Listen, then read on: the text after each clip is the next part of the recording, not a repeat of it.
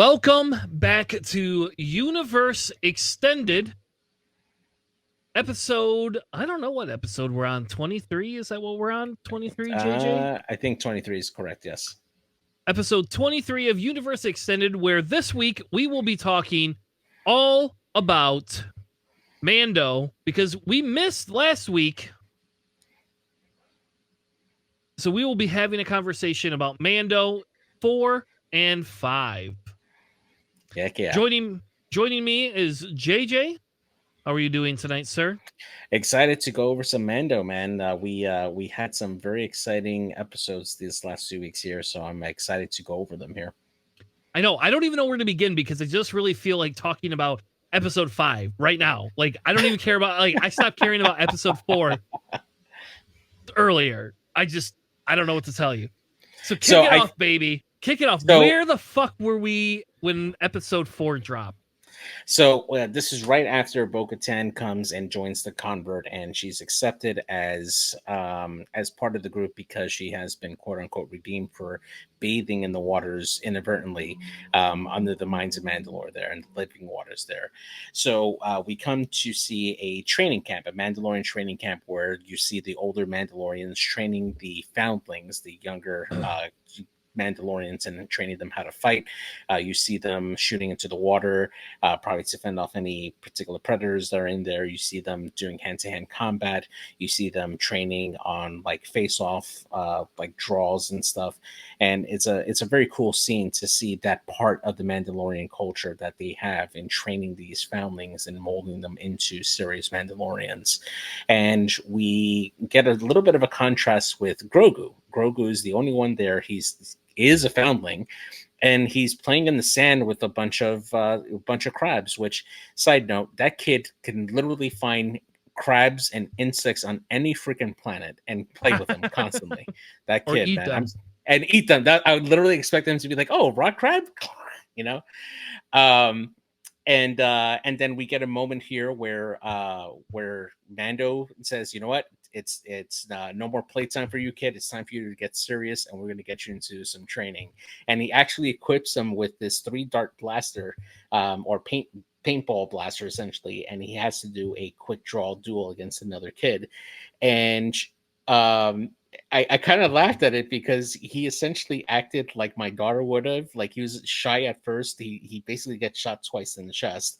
And then the following turn where Mando is like, "Oh, it's okay. You can do it. I know you can do it."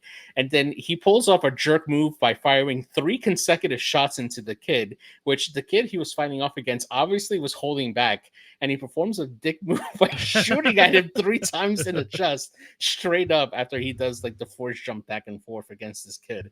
And I'm like, man, first off, this kid gets interrupted giving up his vows, and then now he gets showed up by this little Mandalorian Grogu kid that doesn't even have any Beskar on him. And then after that, he's like go soaking by the water, and then he gets freaking kidnapped by the freaking pterodactyl from Jurassic Park, and he's carried off into the sky. Gone. Yeah, he's just gone. So we get a pretty good scene there where, you know, the Mandalorians react to this new threat and try to go chase after the creature that's carried off the foundling, and we get a really awesome scene of all these Mandalorians flying in jetpacks, and we get something that we have not seen before, and it's that jetpacks have a time limit for flight, because they all run out of gas and they all are forced to land after chasing after a while after these things. And side note, in X-Wing, I think that should immediately be a thing for X-Wing, where like they have to land on a rock to recharge before they can go anywhere else for a turn. I think that needs to happen in X-Wing, for the love of God. They're not that powerful. Yeah, but obviously they can take more than 2 shots, right? All right, fair enough. So sure. If you change X-Wing to allow them to have more, like they could just shoot every turn. You don't get charges, but they have to land on a rock to recharge every 2 turns. Then, you know, I think that would be fair. Yeah, exactly. Anyway.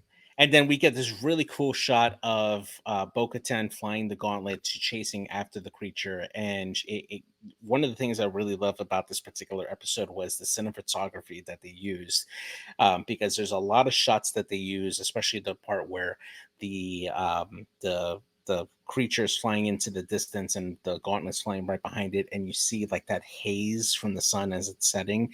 It reminded me very much so of like the original Star Wars. Even the whole transition slide going into like the next scene, it was very, very much like the original Star Wars, and I really appreciate the cinematography for the particular episode. um Fast forward a little bit, Bo-Katan obtains the information where the nest is, and they form a war party to go track down the creature, so that way they can go get the dragon. And they lead a party to basically camp out near the area, so that way they can attack the creature in the morning. And we get a very interesting scene. And one of the things that I actually really loved about it was Bo-Katan asking, "How the hell do we eat without taking our mask off?" And I'm like, yeah, that's actually a very good point. Everybody's like, no, don't worry, we're just gonna leave you alone. We'll all go off in our separate corners so we can go eat, and you get the privilege of sitting by the fire because you're the leader. And I'm like, man, like, wow, that's dedication right there, right? To make sure nobody can see you by scattering, so you can go eat in solitude. Like, man, they must not have very fun holiday meals. No, which is it kind of goes back to the cult identity, right? Like this is very much a cult like thing. Like you could just take your helmet off when you eat. You could just change the rule to say while you are eating, you no longer have to worry about people seeing your face. You like Or there wear a mask under the mask. but then how would you still eat? Like come The on, mask JJ. covers the majority of your face except your mouth. Like okay, whatever. That's even dumber. Like it's just Exactly. like I will how about this? As much as I love the Mandalorian, the cultish aspect of that whole tribe, it really is bothering to me as an individual just because of how I grew up. So like Yeah. it's really hard for me to get into that piece of it because it's just like this is the way. Great. Yeah, whatever. Okay, fucking Hitlers, like for Christ's sake.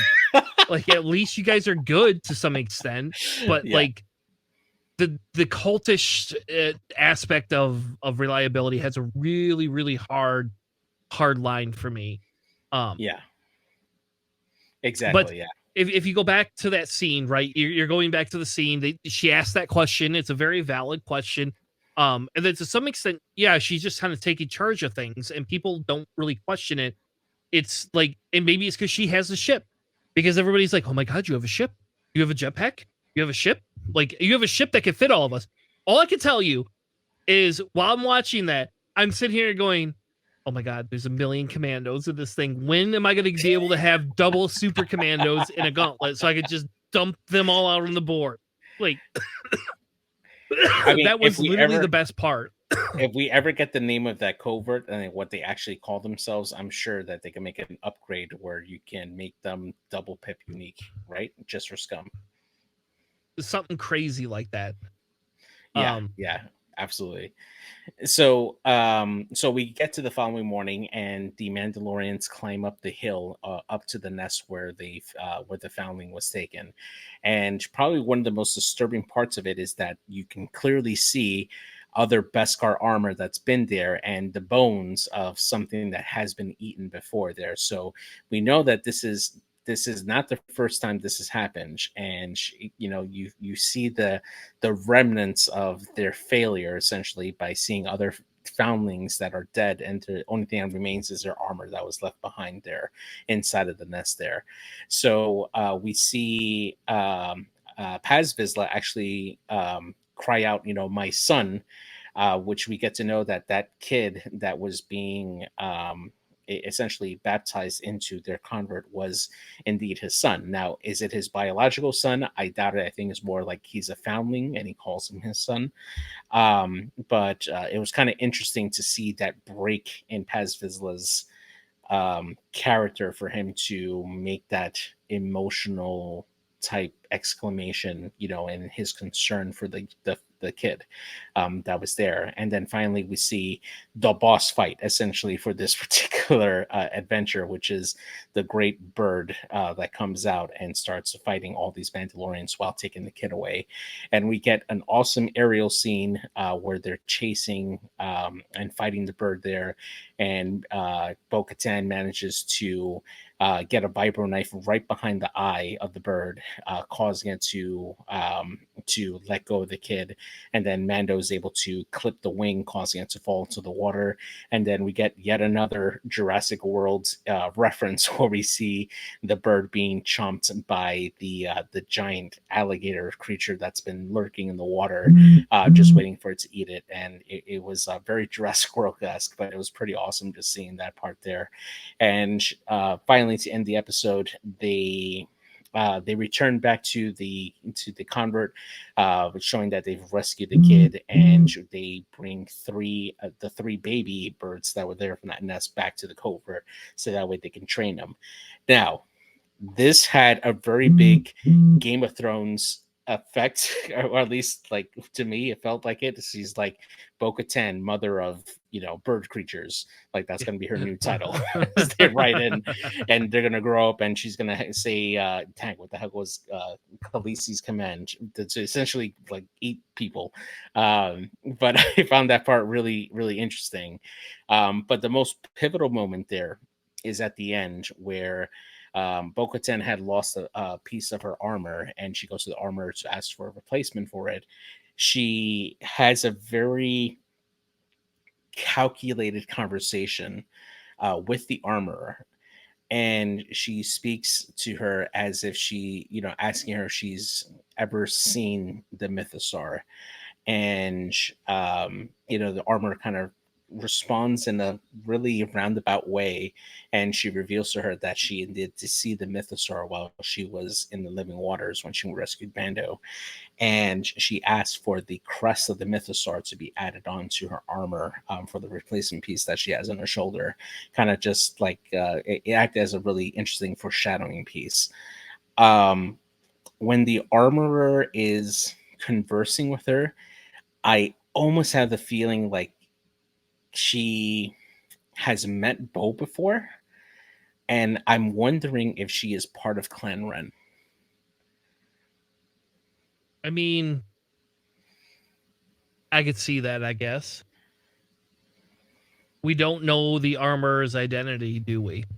No, we don't. And we don't know what house she's from either. So there is that possibility, right? That could be.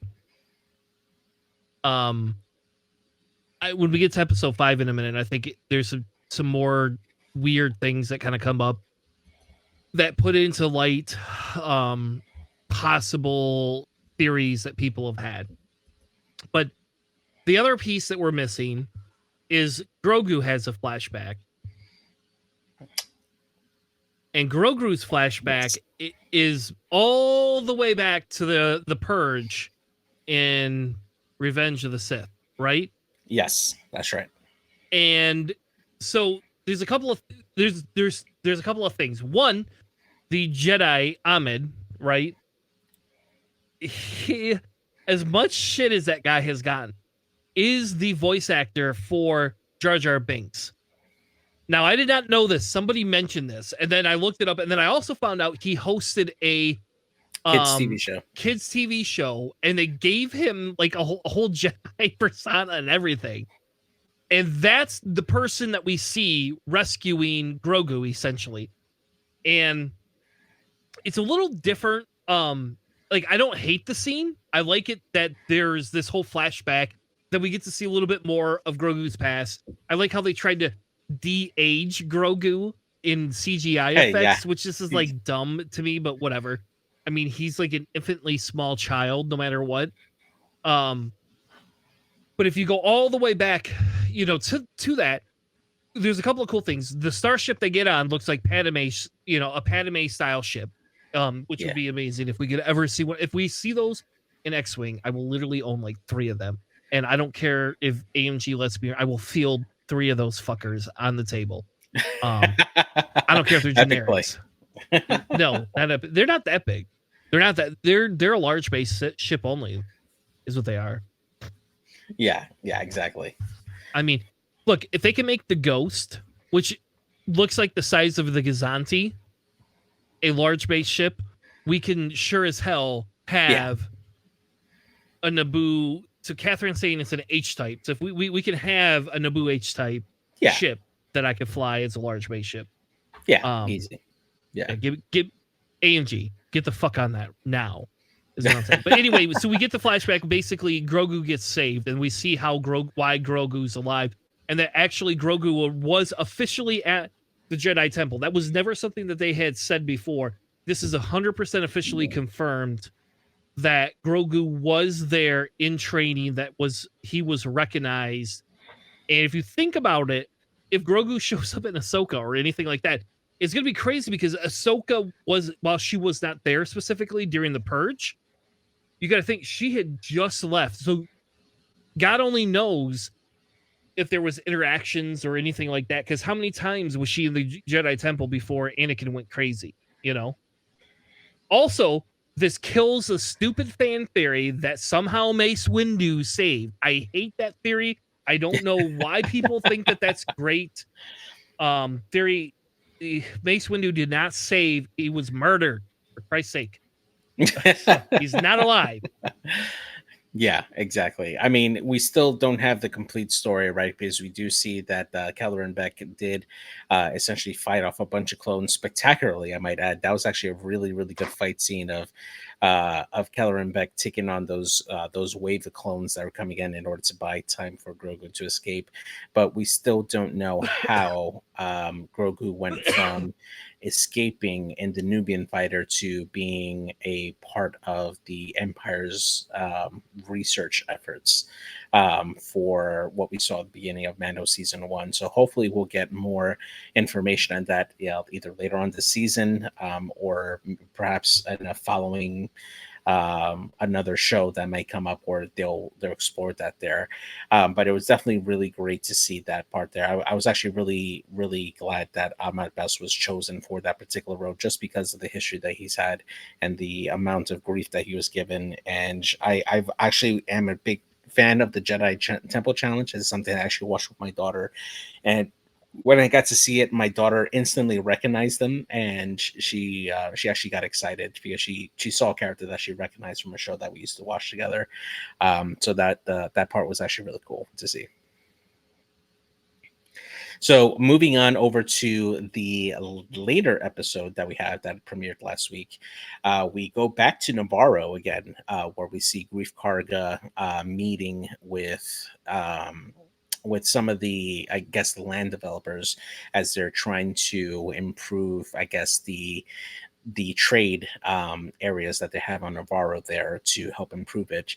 When suddenly we get the return of Pirate King Gorian Shard, and he shows up there in his cruiser there. Now I had to do a little bit of research for that particular ship because I really wanted to identify what kind of ship that he was piloting, and they called it in the ship, or in the show rather. It was a Nimbus class.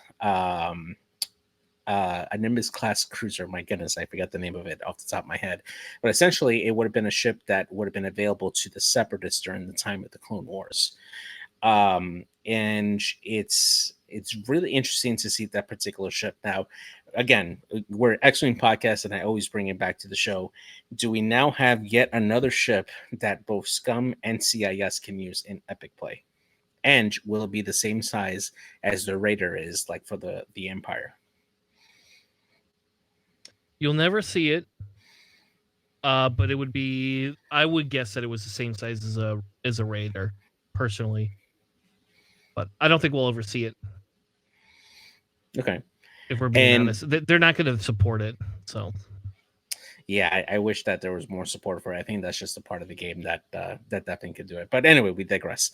So we get a interaction between Gorian Shard and and Grief Karga, and I still can't get over the look for Gorian Shard's face. He definitely looks like a Fraggle. I always think of that every time I look at him because he told me that when he first came out, he looks like a Fraggle. But they begin to open fire onto the populace, and they give the general order of evacuation for everybody to get out of the city and to head over to the lava flats, while Gorian Shard is basically decimating Navarro with all the turrets that he has on the bottom. And then we get a scene now where we get a report being sent over to a republic, or sorry, yeah, to a republic outpost. And we see our old friend from season 1 and 2. My goodness, I forget his name, but he is a pilot for the New Republic that has made many interactions with Mando, and he gets that message, and we see a very, very first for the first time in live action, Mr. Garza Aurelios in live action, and man, it was so great to see Zeb in live action. Like I was absolutely ecstatic to see Zeb. What about you? And oh yeah, like when I saw him, immediately texted you. I was like, "Holy fucking shit, dude! Like here you go, baby!" Like, Yeah, and I hate. So what you need to do now is you need to start getting up at 5 a.m. On Wednesday mornings and watching it before you go to work. That way, when I watch it when I go to lunch, I have somebody to talk to about this. Because half the time people are on lunch and nobody wants to talk to me, but I know you'll answer because you always answer me. But then you've never seen the episode, so that I can't spoil it. But I couldn't believe Zeb was in it because, okay, to me the theory is the only reason you put Zeb here is because he's going to show up in Ahsoka. Like it's illogical to put a cameo of Zeb in yeah, unless you're going to use him. Like, I don't know. It seems silly. So he has to play a part in some way, shape, or form in Ahsoka. It has to. Like, yeah, which is even more exciting because that means we're going to get to see a grown-up version of Ezra, right? yeah, Like, exactly. oh my god. Yeah, and for me too is like, just looking forward right into, what could be for Star Wars. We do have the project that was scrapped, which was Rangers of the New Republic. This to me kind of tells me that Zeb would have been possibly a pilot that would have been part of that show, and it would have actually been great to see Zeb in a new role as part of Rangers of the New Republic. Imagine having a Zeb X-wing. I mean, or Zeb T-70 fighter pilot, an X-wing. That would be great actually to see. um and the other part of it that gives me hope is Hera, right? Seeing Hera Syndulla, because we know that as part of the rebellion, she helped, and spoilers for anybody who has not played Star Wars Squadrons, I highly suggest that you play it, even if it's just for the storyline. But we do know that through the events of what happens in Star Wars Squadron, Hera helped create and design the Starhawk, which is a very large starship that the rebellion had that helped them gain the upper hand during the Battle of Jakku. And she was very, very big into ship design at that point. So it makes me wonder if through her influence as a general, if she helped Zeb get to that particular patrol, for the New Republic. Now, is there a reason he's wearing blue though? He was wearing blue. So there's been a couple of theories on it. One of it is that, as part of the Battle of Scarif, Blue Squadron, that went to respond to Scarif, was decimated during the time of the Battle of Scarif, and they were never able to rebuild that particular squadron. And since Hera did participate in the Battle of Scarif at the time, it could make sense that she is, or at least they're rebuilding it as part of the New Republic, and Zeb is one of the candidates for the pilots of that particular squadron, and hence why he wears those colors. Fair enough. Mm-hmm. I'm just excited by the possibility that this bringing Rebel characters back. I mean, we could see Kanan Jarrus's son, right? Mm-hmm. Him and Hera's son, which I don't know if we've ever seen a visual of that. They did show at the end of Rebels Jason Syndulla. He's half human and half Twi'lek. He does have features of both. So it'll be really interesting to see how if they bring him and how he will look in live action, and if he's force sensitive. Yeah, I think he is, but we'll see. All right. Yeah. Well, we spent so much time on that one piece. Yeah. We got the rest of the episode to go. Yeah. So we fast forward. Ranger Rick, I want to call him, ends up going to Coruscant quickly, and another side piece. It's amazing to me how time travel works somehow in the galaxy, because it seems like he's in an outpost. He hyperspaces to Coruscant, which is in the middle of the galaxy, essentially, able to go there, then go over to Navarro afterwards to warn Mando, and then it's like, oh, probably like an hour, 2 hours have passed since the raining of fire upon Navarro. But anyway, he ends up going to Coruscant to request for additional resources in order for them to go and defend Navarro. And we do see a new character introduced to the series in Tin Meadows, who's acting as a captain for the New Republic, and processing what looks like to be the same amount of data disks that Dr. Pershing was assigned to do when he was still coming into his new job. And it looks like he's like processing the same data disk. And I'm like, man, the bureaucracy in the New Republic. It's like, yeah, you still got all these TPS reports that got to get filed, buddy. Here you go. Like, and he's like, no more. Yeah, exactly. And this is where we begin to see how the New Republic is failing, and how this opens the door for the First Order to come in. And I think that they're really, really pushing this narrative, right, of how the Republic's desire to not be the Empire in terms of like efficiency and military might and stuff is setting themselves up for failure, right? Because they're essentially after the fall of the Empire, there could be planets that could join the New Republic if they wanted to, or if they wanted to be Imperial, they could still be, but they had to disarm. And essentially, if any planets within the New Republic requested any military aid, then they was just station starfighters on those planets. And the New Republic was well into the decommissioning of all their military fleet that they had in there. So any type of aid for military aid was delayed, especially if you were not part of the New Republic. And this gave rise for so many planets to fall under pirate attacks. And it just opened the way for the underworld to really come out and take over the Outer Rim, which is a same theme that we see during the Star Wars Resistance show, where we follow the crew of the Colossus and them basically fending off pirates with their racers that they had there, their aces. Yeah, which it would be awesome if we see an appearance from somebody from Resistance. Yeah. I still think we're still a good 20 years away from that in terms of the timeline, but it would be interesting to see like a young Captain Doza or something like that, right? Yeah, or Yurik. Give me. Oh, Yari Jaeger. Oh yeah, man, that would be fantastic to see a young version of him. So we do see that that the new what's her face I forget her name, the agent there that used to work for Slick Hair, that's what I call it. Yes, Slick Hair, yeah.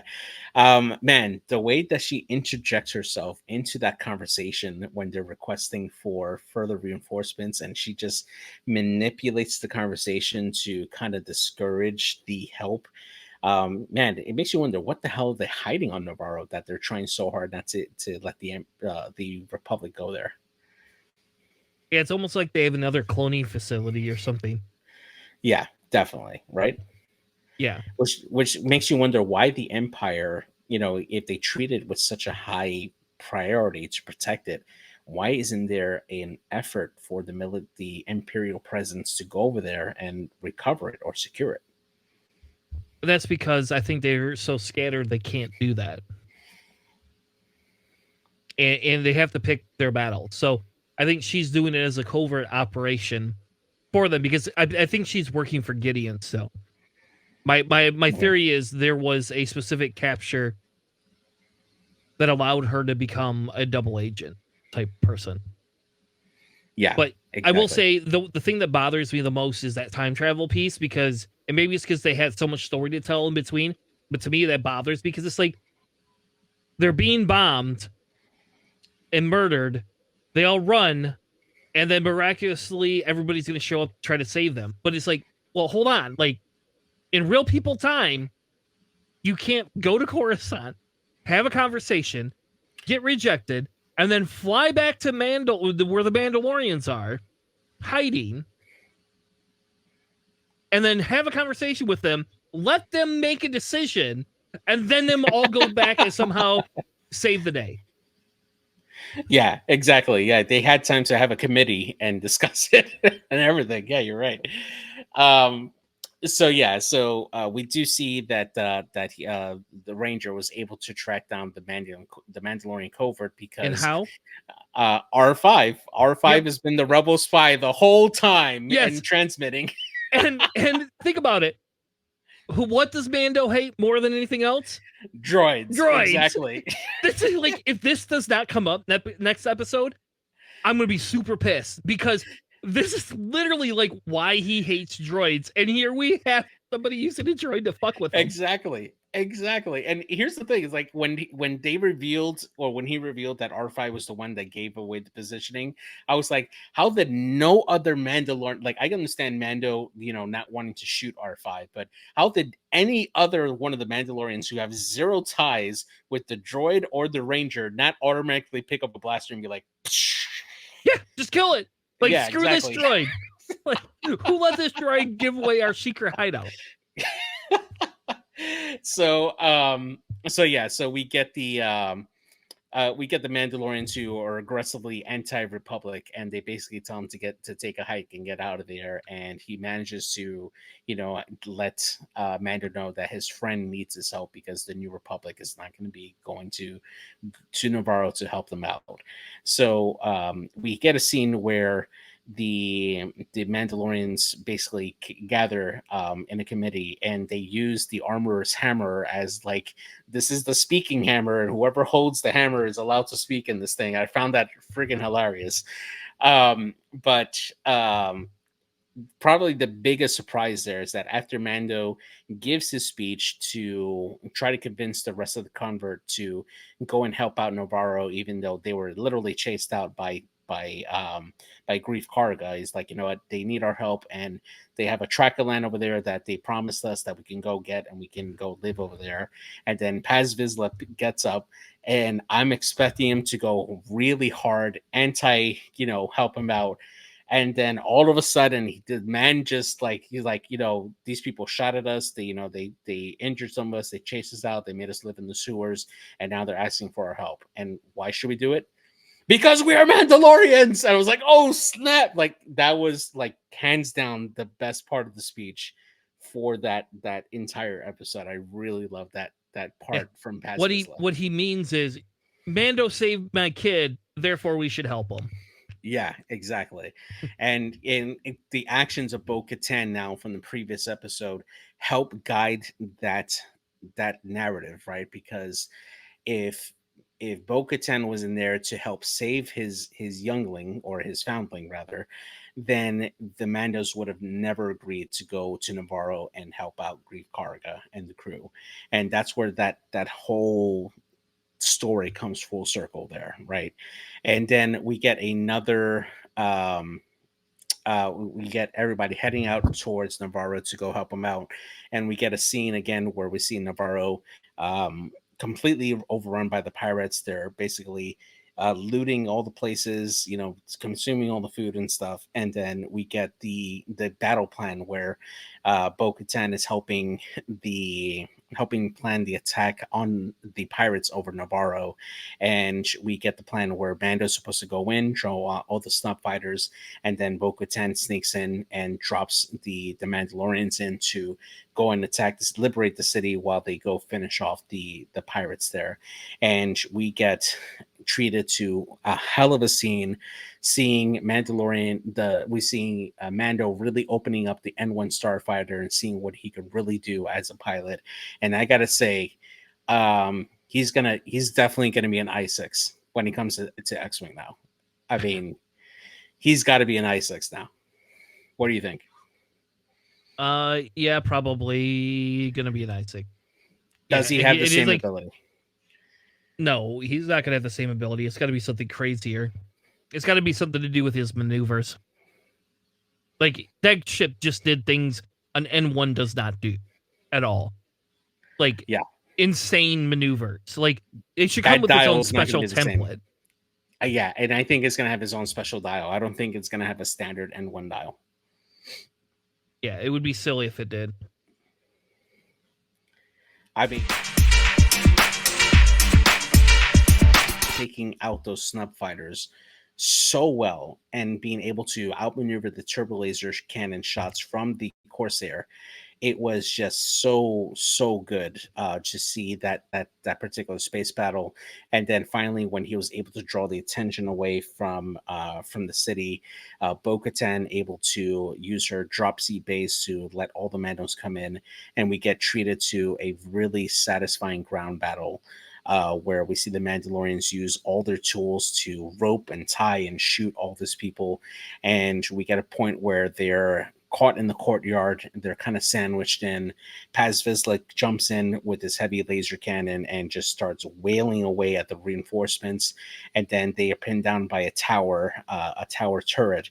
And we get a really awesome scene. And it kind of reminded me like a moment like in Andor, the last episode of Andor, where the guy with the hammer is like wailing on the stormtroopers. Like it felt like, she took a piece out of that book and she started just with her freaking tools taking out these pirates left and right and able to clear the citadel for the Mandalorians to have a clear courtyard there. That being said, I do have a small gripe, very, very small gripe, and it is that there seems to be a racist problem in Star Wars where they treat all the Aquilish and the Trandoshans as pirates and slavers constantly. Do you notice that? Like, Yes. If you all, I mean, I think yeah, I think it has just a little bit more than that. Like I think there's underlying tones of it that they've never like countered, but there's easily Star Wars has always struggled to put minorities first, in my opinion, comparatively like to Star Trek. yeah, And but Trandoshans is I've never seen Trandoshans in a positive light ever. It's almost like if you're a Trandoshan, your whole race is just evil and yeah. horrible. There's only one good guy Trandoshan, and he's borderline, and it's really the pilot from Squadrons. And even then, he has a gambling problem, and he tends to disobey orders constantly. Like that's the only Trandoshan I've seen that's been like a good guy. Everybody else has been a slaver or a bounty hunter with a real mean streak. Like it's crazy. Yeah, I don't know. Yeah.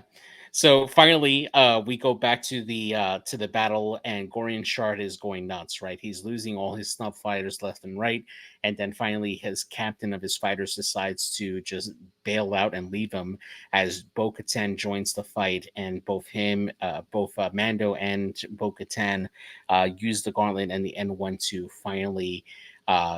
Destroy the Corsair, causing it to land against the mountaintops outside of the city and eliminating the pirate threat altogether.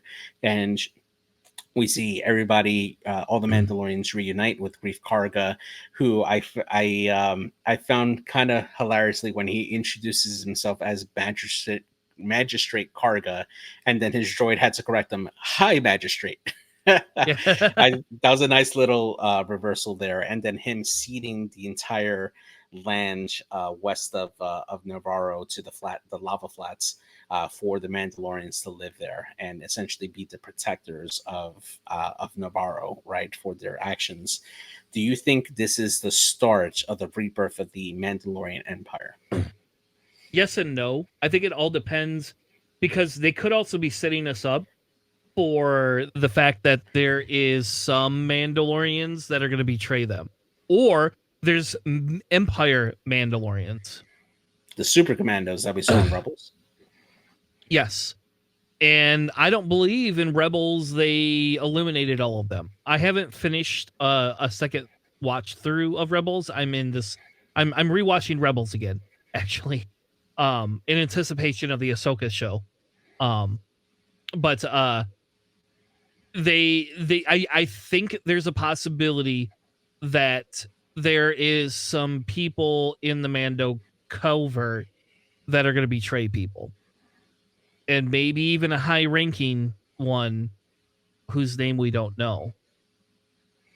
Oh, that's big. So we do get a scene afterwards, right, where we see the return of the armorer and Bo-Katan to the old forge that they had that we saw in season one, where Din got the majority of his armor done when he found all the Beskar, and we see the armorer talk about the old forge and how it was old or very ornate inside of Mandalore, and that she used to be there at the time. And again, we get like these little hints at the identity of who the armorer is, and for a person to have been there during the time, that means that she was there during the Clone Wars. She was present on Mandalore right before the Clone Wars and probably during the time of the Clone Wars. So you would think that it would have to be a house with an influence, right, to be part of the to be honored to make the armor for most Mandalorians, right? Yeah. Yeah. Yeah. So I mean, I definitely want to say, especially when she asks Bo-Katan to remove her helmet, which for a hot second I thought that was a threat, right? Yeah, And I even did too. Bo-Katan is like, she's like, "Excuse me, pardon me," because Yeah, she's he like, "You just told me respect to my fucking keep station." my helmet on. Exactly, right? She's like, all these rules, and then she makes her walk outside with all the Mandalorians, and everybody's like, just stops what the hell they're doing. She's like, "How dare?" She's like, "You were just redeemed, and you took off your helmet. What the hell?" and and then it felt like the armorer makes that rule off the fly. She's like, well, she walks both ways, so she's allowed to take off her helmet. And I'm like, okay, Din is right there. Does the same exact thing. Why can't he remove his helmet, right? Like,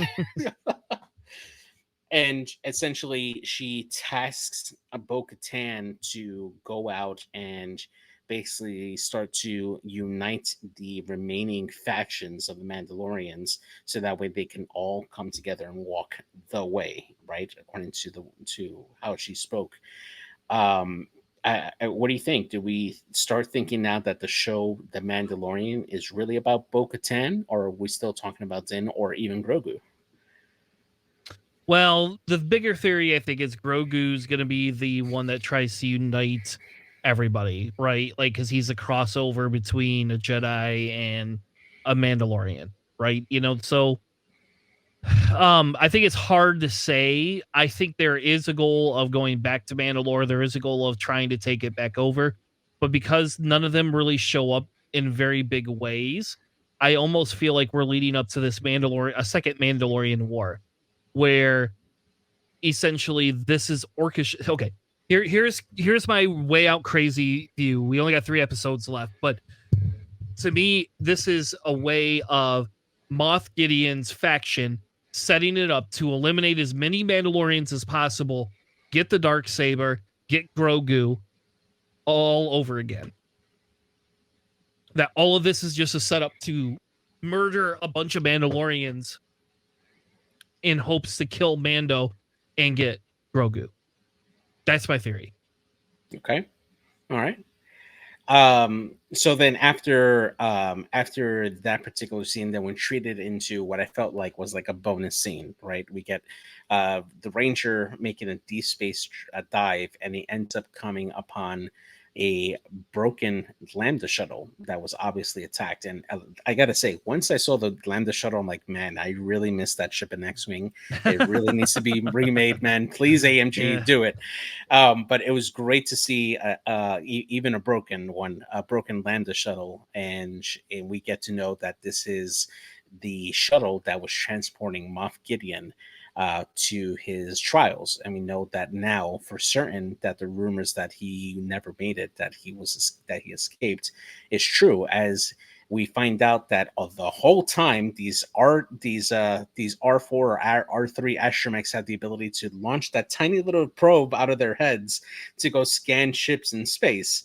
And I'm like, man, when are we getting those probes for X-Wing, man? All those astromechs can do that now. They can send those probes ahead. Yeah. Like they're basically the DRK droids of the New Republic. You should not get those, and the Resistance does not need those. Because if it was FFG, you know what it would be? It would literally be, you get to look at one other person's dial before you reveal it and make a decision. Oh man, I want target locks, man. Send a droid out.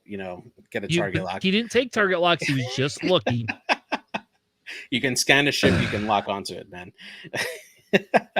So we do see when it starts checking the interior of the ship, we see basically the massacre that happened from the explosion that rocked that ship, right? We see a bunch of New Republic guards floating inside of the shuttle itself, and then the last thing he sees, which he identifies, he says this is Beskar that they find on the shuttle.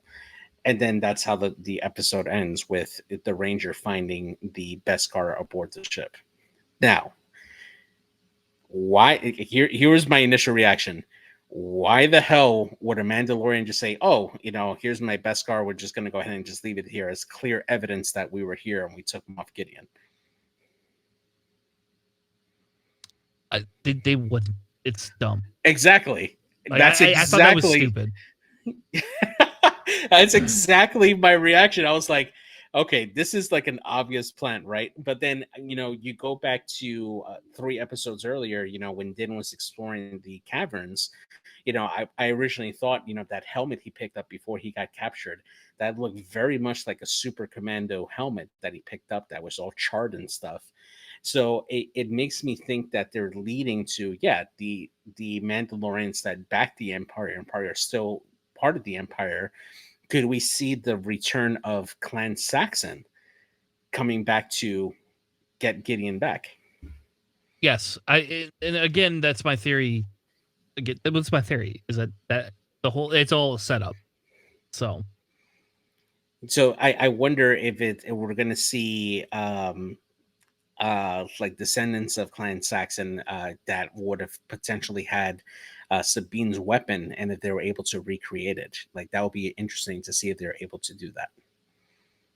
Yeah, I would be interested to see that, but I think we'll see.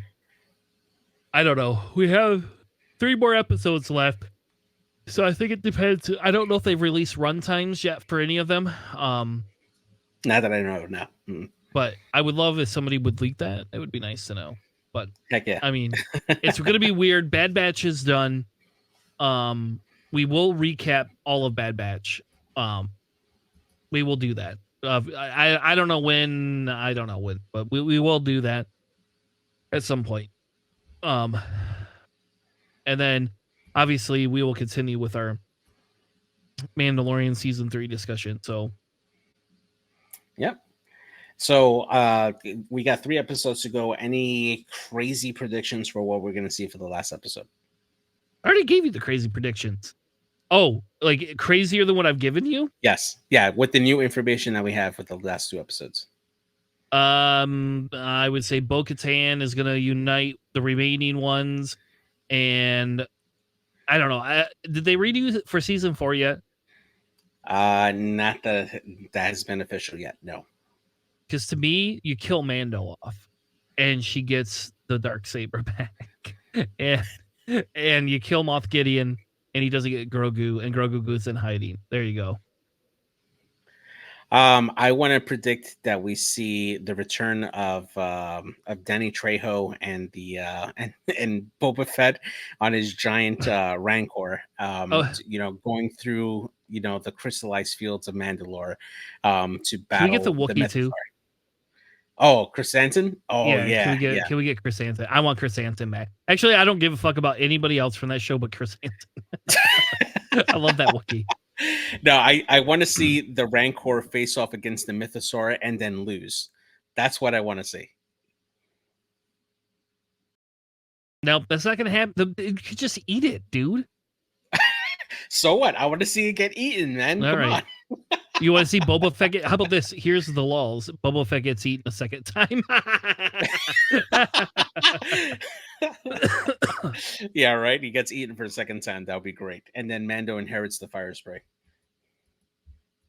Yeah. So in reality, though, I do think Bo's going to get the dark saber back. Bo's going to become the natural leader of everything. And I believe Grogu's going to get stolen, and season 4 is going to be fucking Mando searching for Grogu again, because that's what everybody likes to do, is repeat exactly what we've already seen and done. I don't know.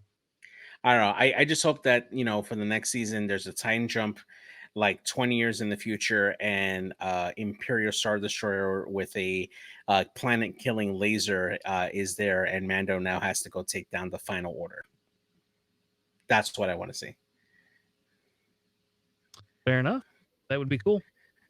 All right, that's going to do it for us for our Universe Extended. I think I've cast enough today. I cast 2 games of X-Wing and then a 2-hour episode and now a 1-hour episode. So I have tapped out my ability to cast for a while. I don't know this week what our games are going to be like. I will be gone on Monday, possibly gone on Tuesday. Definitely gone on Wednesday because I'm seeing the Mario movie.